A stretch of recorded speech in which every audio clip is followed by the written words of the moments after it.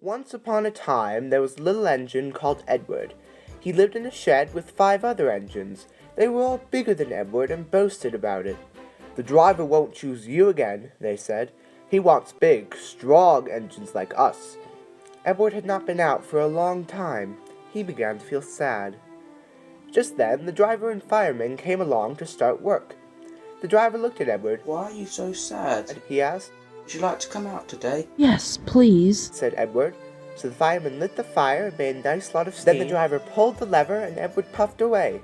"Peep, peep," he whistled. "Look at me now." The others were very cross at being left behind. Away went Edward to get some coaches. "Be careful, Edward," said the coaches.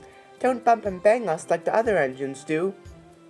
So Edward came to the coaches very, very gently, and the shunter fastened the coupling. "Thank you, Edward," said the coaches. "That was kind. We are glad you are taking us today."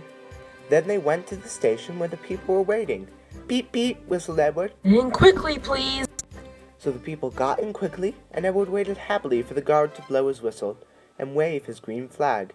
He waited and waited. There was no whistle, no green flag. "Peep, peep, peep, peep." "Where is that guard?" Edward was getting anxious. The driver and fireman asked the station master.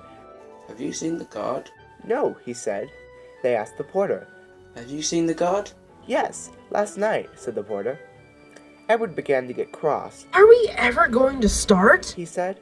Just then a little boy shouted, "Here he comes!" And there the guard was, running down the hill with his flags in one hand and a sandwich in the other.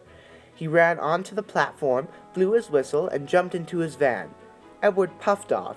He did have a happy day. All the children ran to wave as he went past, and he met old friends at all the stations. He worked so hard that the driver promised to take him out again the next day.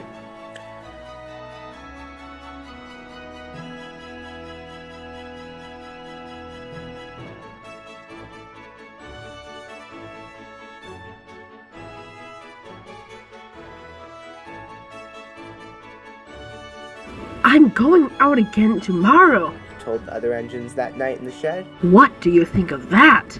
But he didn't hear what they thought, for he was so tired and happy that he fell asleep at once.